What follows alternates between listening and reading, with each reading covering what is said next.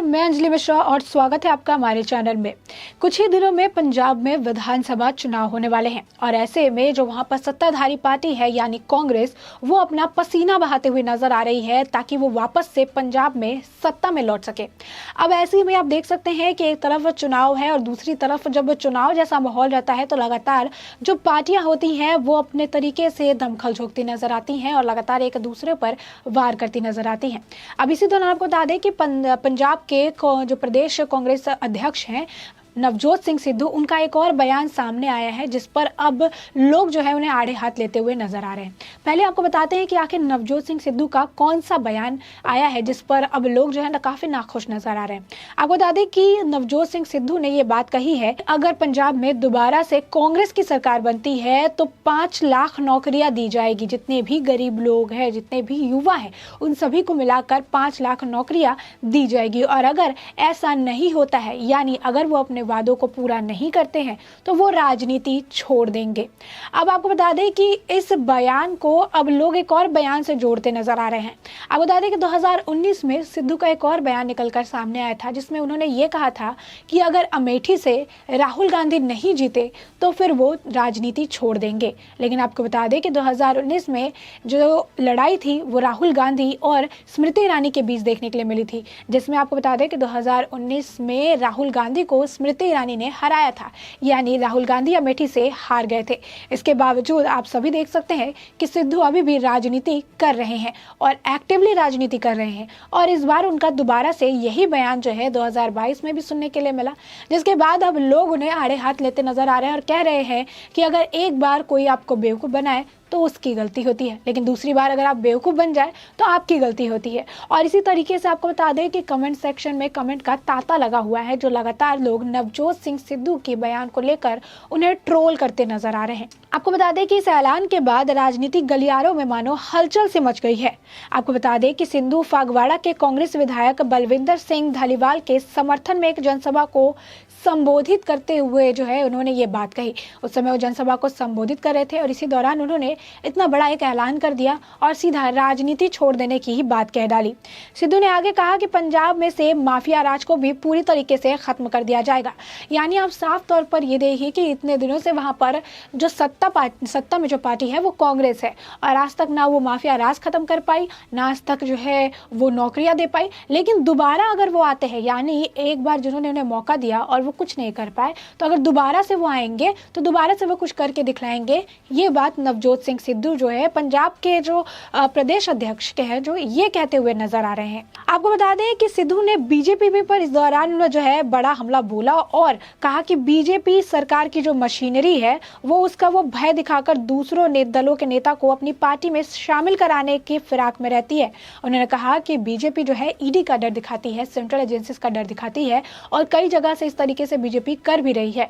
और नेता डरते हैं और डरने के बाद फिर उनमें शामिल हो जाते हैं, यानी बीजेपी में शामिल हो जाते हैं। आपको बता दें कि हाल ही फिलहाल में अभी खबर आई थी कि मेयर के चुनाव से पहले चंडीगढ़ के 3 से जो 5 काउंसिलर्स है उन्होंने आम आदमी पार्टी और कांग्रेस का दामन छोड़ बीजेपी का दामन थामने का फैसला लिया है और साफ तौर पर कांग्रेस की बौखलाहट इस पर लाजमी है। और जिस तरीके से नवजोत सिंह सिद्धू ये बात कह रहे हैं कि जो लोग बीजेपी का दामन थामते हैं वो डर के मारे थामते हैं, वो उसी को लेकर उनका जो अभिप्राय है उसी से जुड़ा हुआ है। उन्होंने आगे कहा कि बीजेपी किसानों से डर के मारे जो है जलंधर में उन्होंने 5 साल तक अपना दफ्तर नहीं खोला क्योंकि पार्टी के नेताओं को पता था कि उन्हें किसानों का विरोध झेलना पड़ेगा। यानी यहाँ पर भी वोट बैंक की राजनीति करते हुए नवजोत सिंह सिद्धू नजर आए और वोट को बटोरने के लिए फिर से किसानों का मुद्दा उठाते हुए नजर आए। जो परेशानी थी वो जबकि सॉल्व हो चुकी है, इसके बावजूद उन्हें जो वोटर्स है उनको अपनी तरफ लुभाना है तो फिर से किसान का मुद्दा उठाया, जलंधर का मुद्दा उठाया और कहते नजर आए कि बीजेपी वहां पर अपना दफ्तर इसीलिए नहीं बना पा रही क्योंकि अगर वो वहां पे अपना दफ्तर बनाती है तो उन्हें किसानों का जो है विरोध झेलना पड़ेगा। साथ ही साथ आपको बता दें कि इस दौरान उन्होंने शिरोमणि अकाली दल पर भी जो है निशाना साधा। नवजोत सिंह सिद्धू ने जनसभा में शिरोमणि अकाली दल के नेता सुखबीर सिंह बादल पर जमकर बरसे वो और उन्होंने कहा कि माता चंद कौर का कत्ल किसने करवाया था। अकाली दल यूथ विंग ने बेटी के साथ आए एक थानेदार को मारकर नारे किसने लगवाए थे? जालंधर में जन्मेजा जी की हत्या किसने करवाई थी? बता दें कि जो सिद्धू हैं वो लगातार जितने भी विपक्षी दल इस बार चुनाव में पंजाब की जो ये चुनाव होने वाले हैं इसमें लड़ाई के लिए मैदान में खड़े हैं, उन सभी पर वो लगातार हमलावर नजर आते हैं, चाहे वो बीजेपी हो, अकाली दल हो या फिर आपको बता दें कि आम आदमी पार्टी। वो लगातार सभी को अपने निशाने पर लेते नजर आते हैं और सभी पर टिप्पणी करते हुए नजर आते हैं। आपको बता दें कि नवजोत सिंह सिद्धू ने जब ये टिप्पणी सारी की कि वो 5 लाख नौकरियां नहीं देंगे तो वो सब मतलब जो राजनीति है उसे छोड़ देंगे, साथ ही बीजेपी पर भी उन्होंने सवाल खड़ा किए। इसी के साथ आपको बता दें कि सिद्धू पर भी एक बीजेपी के जो नेता हैं उन्होंने उन पर भी वार किया। इस बात को लेकर सिद्धू के आवास के बाहर घायल हुई एएनएम अमनदीप कौर ने भाजपा नेत्री और केंद्रीय राज्य मंत्री मीनाक्षी लेखी ने मुलाकात की थी और लेखी ने कहा कि यह अत्यंत दुखद घटना है कि इन महिलाओं के घरों के बाहर देश के लिए काम किया, टीकाकरण किया, उन्हें रोज 500 रुपए देने की बात हुई थी और साथ ही साथ इन्हें जो है उनके भोजन की व्यवस्था करने की भी बात हुई थी, इनके रहने सहने की व्यवस्था करने की भी बात हुई थी, लेकिन ये सब इन्हें नहीं मिला। केंद्रीय राज्य मंत्री ने इस पूरे घटना को लेकर कड़ी कार्रवाई की मांग की और साथ ही साथ उन्होंने इस पूरे मामले में ये भी कहा कि पंजाब को जो है फंड भी मिलते हैं, कई सारे जो पैसे वाले मामले होते हैं उसमें उन्हें नरेंद्र मोदी के द्वारा फंड अवेलेबल करवाए जाते हैं, लेकिन इसके बावजूद इस फंड का उपयोग नहीं किया जाता है और इसमें पंजाब सरकार की नाकामयाबी साफ तौर पर देखने के लिए मिलती है। यही नहीं, आपको बता दें कि नवजोत सिंह सिद्धू ने हाल ही फिलहाल में आम आदमी पार्टी के ऊपर भी निशाना साधा था, क्योंकि अरविंद केजरीवाल लगातार पंजाब के दौरा कर रहे हैं और इस दौरान वो भी वादों की जो झड़ी है वो लगाते नजर आ रहे हैं। लगातार उनके तरफ से भी कई सारे वादे पंजाब के लोगों से किए जा रहे हैं, पंजाब की उन्नति को लेकर वादे किए जा रहे हैं, पंजाब के डेवलपमेंट को लेकर वादे किए जा रहे हैं और नवजोत सिंह सिद्धू ने इसी तरीके से आम आदमी पार्टी पर भी निशाना साधा और कहा कि दिल्ली में शिक्षकों की समस्या जो है वो तो सॉल्व हो नहीं रही है और जो अरविंद केजरीवाल है वो दिल्ली छोड़कर पंजाब की समस्याओं को सुलझाने के लिए आए हैं। उन्होंने टिप्पणी करते हुए कहा कि दिल्ली में शिक्षकों के हजारों पद खाली पड़े हुए हैं, लेकिन दिल्ली सरकार की ओर से सिर्फ गेस्ट लेक्चर के पद भरे जा रहे हैं।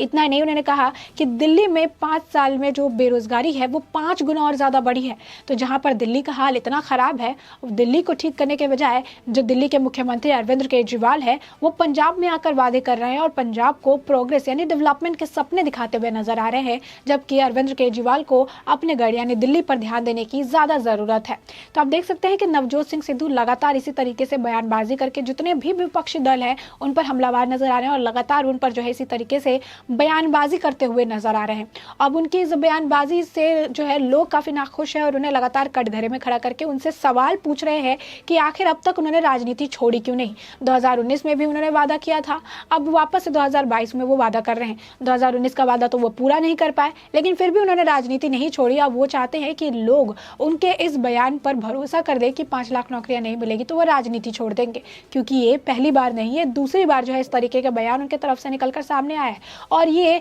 जो है ये राजनीति है और राजनीति में कोई किसी का नहीं होता है और किसी की बात की कोई वैल्यू नहीं होती है। इस बात से ही पता चल जाएगा कि अरविंद केजरीवाल ने एक वक्त पर अपने बच्चों की कसम खाई थी और ये बात कहा था कि वो कांग्रेस के साथ गठबंधन नहीं करेंगे, लेकिन चुनाव आते ही कांग्रेस के साथ गठबंधन करने के लिए वो तत्पर नजर आए थे, जिसके बाद उन पर भी कई सारे सवाल उठे थे और उस वक्त ही लोगों ने राजनीति को लेकर भी कई सवाल किए थे और कहा था कि राजनीति होती ही ऐसी है कि लोग अपने वादे अपने वचन के पक्के नहीं होते हैं। जो वह व्यक्ति अपने बच्चों की कसम खाता है कि कांग्रेस से गठबंधन नहीं करेंगे, वही चुनाव आते ही कांग्रेस से गठबंधन करने के लिए छटपटाता नजर आता है। अब यही आप साफ तौर पर देख सकते हैं कि पंजाब में जिस तरीके से सियासी हलचल मची हुई है, लगातार सारी पार्टियां अपने तरफ से कोशिश कर रही है, लेकिन इन सभी पार्टियों में सबसे ज्यादा परेशानी सिर दर्द जो है इस वक्त कांग्रेस का देखने के लिए मिल रहा है, क्योंकि कांग्रेस वहां पर सत्ता में है और इसके बावजूद अब कांग्रेस को जो लग रहा है कि बाकी पार्टियां खासकर बीजेपी उन्हें कंपटीशन देते नजर आ रही है और यही बात, यही जो डर है उन्हें इस तरीके के वादे करने के लिए मजबूर कर रहा है, जिन वादों को लेकर भी अब लोग सवाल खड़े कर रहे हैं। आपको बता दें कि इस टिप्पणी को लेकर जो जिस तरीके से उन्होंने इस बार ये वादे किए हैं, इसे लेकर अब लोग उनसे सवाल पूछ रहे हैं। एक व्यक्ति लिखते हैं कि ये केजरीवाल बनना चाहते हैं, दूसरे व्यक्ति लिखते हैं कि सिद्धू और केजरीवाल दोनों ही सेम है, दोनों ही राजनीति में घुसने के लिए किसी भी तरीके की बातें कह सकते हैं और कोई भी जो वचन है वो दे सकते हैं। एक और व्यक्ति है, उन्होंने लिख रहा है कि ये अपने बच्चों की कसम खाएगा या नहीं। यहाँ पर वो जो आपको बता दें कि केजरीवाल को डिनोट कर रहे हैं और इसके बाद उन्होंने क्वेश्चन मार्क का जो है साइन दिया है। वहीं पर आपको बता दें कि एक और व्यक्ति है, वो ये कहते नजर आ रहे हैं कि पंजाब की पॉलिटिक्स में सिद्धू का होना एक हास्यप्रद बात है, यानी उन्हें पंजाब की पॉलिटिक्स में देखकर हंसी आती है। अब आप देख सकते हैं कि लगातार उनके इस बयान पर या यूँ कह सकते हैं उनके इस वादे पर किस तरीके से लोग प्रतिक्रिया देते नजर आ रहे हैं, और इस पूरे मामले में अरविंद केजरीवाल को भी लोग घसीटते नजर आ रहे हैं। अब ऐसे में आने वाले वक्त में सिद्धू अपने बात के कितने पक्के हैं, या फिर आने वाले वक्त में चुनाव का हाल क्या होता है, क्योंकि पंजाब चुनाव जिस तरीके से अभी होने वाले हैं, पंजाब की राजनीति काफी दिलचस्प होती नजर आ रही है। अब ऐसे में आने वाले वक्त में क्या कुछ देखने के लिए मिलता है, ये तो वक्त के साथ ही पता चलेगा। तब तक के लिए इस पूरे मुद्दे पर आपकी जो राय हो हमें कमेंट सेक्शन में कमेंट करके जरूर बताएं।